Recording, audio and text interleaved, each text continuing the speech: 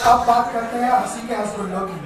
अब आने वाले हैं मियां गुमसुम और बंतो रानी अपने मुहावरों और कहावतों का पिटारा लेकर।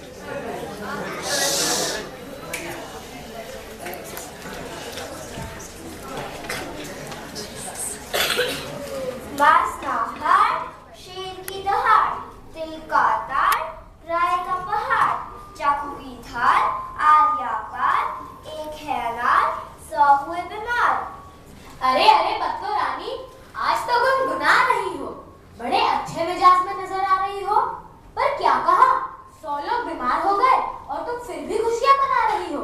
मियाँ, चाहे मैं गुनगुनाऊं या गाऊं या फिर खुशियां मनाऊं, तुम्हें क्या? आज मेरी खुशियों में शामिल होने कैसे आ गए? कहीं सूरज पश्चिम से तो नहीं निकल आया? पश्चिम से सूरज? पश्चिम से सूरज कैसे निकल सकता है? सूरज तो हमेशा पूरब से निकलता है। अगर सूरज पश्चिम से निकला तो सारा नक्शा ही गड़बड़ा जाएगा और तो और पृथ्वी को अपनी धुरी पर भी उल्टा घूमना पड़ेगा। अब बस भी करो मियाँ, या यूं ही बेसिर पैर की बातें करते चले जाओगे? बाप रे बाप, मेरा तो सिर ही खाली कर डाला। बत्तो रानी, कभी तो कुछ सोच समझ के बोला करो। बातें भी कोई इंसान या जानवर है जिनके हाथ या पैर होंगे, और तुम्हारा सर तो वैसा का वैसा है, खाली कहाँ हुआ? अब बकवास करना तो कोई तुमसे सीखे मियाँ। बेसिर पैर की बातें यानी बेतुकी या बेमतलब की बातें।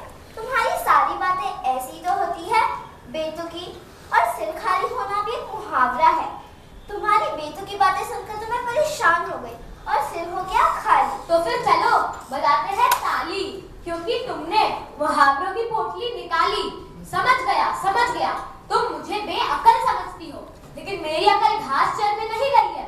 बात तो बिल्कुल सही है, पर यदि यह भी बता दो कि यह एक मुहावरा है या कहावत, तो मैं तुम्हारा लोहा मान जाऊंगी। चलो, मेरी अकल पे ताला तो लगा नहीं है जो मैं इतनी सी बात भी ना समझ पाऊं। किसी आम जीवन की घटना, कहानी या अनुभवों के आधार पर कही गई बातें होती है कहावतें। क्यों ठीक है ना? बिल्कुल ठीक, मान गई तुम्हारा लोहा। चलो, यह भी होगा कोई कहावत या मुहावरा, पर तुम मेरा लोहा क्यों माने? मेरा सोना, चांदी या तांबा क्यों नहीं? सोना, चांदी और तांबे की अपेक्षा लोहा कम मूल्य में है। समझ गया, तुम मुझे नीचा दिखाने के लिए मेरा लोहा मानी। तुम भी मियाँ बात को समझोगे नहीं और खुद भी बक डालोगे। किसी का लोहा मान जाना यानी किसी से हार मान लेना। पर कितना भी कच कर लो, तुम तो रहोगे वही चिकना घड़ा। इसका मतलब भी मुझे नीचा दिखाने से होगा। तुम हमेशा मुझे नीचा दिखाती हो, अपमानित करती हो। यह ठीक नहीं है। लो भाई, मैंने तो पड़ गया गुमसुमी का दौरा। अब क्या करूं? डॉक्टर पिलाओ या हकीम? काढ़ा पिलाओ या नीम? काढ़ा ही पिलाती हूँ, खूब कड़वा, जल्दी असर करेगा। बाप रे बाप, मैंने तो यूं ही बहाना बनाया था। बत्तो रानी सचमुच में निकल पड़ी। पीनी थी चाय और अब पीना पड़ेगा वो कड़वा काढ़ा। लो भाई, लेने के देने पड़ गए। लेने के देने यानी मुहावरा। हाँ, मुहावरे से बात बन सकती है। अरे ओ बत्तो रानी, मैं ठीक हूँ, मुझे कुछ नहीं हुआ।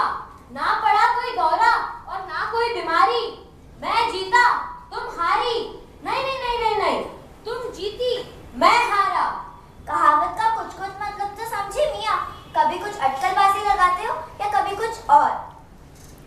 इतना ही नहीं कि शेख चिल्ली की तरह हवाई किले भी बनाते हो। हवा में किले तो बन ही नहीं सकते। हवाई किले यानी असंभव बात। और ये शेख चिल्ली कौन सा धुरंधर था जो हवा में भी किले बना लेता था? चलो, तुम्हें शेख चिल्ली की कहानी सुनाती हूँ, तब तुम समझोगे कितना धुरंधर था वह। नहीं सुननी है मुझे कहानी, मैं समझ गया। हवा में किले तो बन ही नहीं सकते। लेकिन कुछ देर पहले तुमने मुझे चिकना घड़ा कहा था। कहीं शेख चिल्ली से मेरी तुलना तो नहीं कर रही थी तुम? मियाँ, चिकना घड़ा देखा है कभी? यदि घड़े की बाहरी सतह पर चिकनाई लगा दो और फिर उस पर पानी डालो तो क्या होगा? पानी ठहरेगा या नहीं? चिकनी सतह पर पानी कैसे ठहरेगा? ये बात तो है बिल्कुल बेमानी। ठीक समझे मियाँ, यही तो मैं बार कहती हूँ कि अपनी समझ को थोड़ा बेहतर बनाओ। मुहावरे, कहावतों का सही अर्थ समझो और उन्हें सही प्रयोग में लाओ। पर कितना भी समझा लो, चिकने घड़े की तरह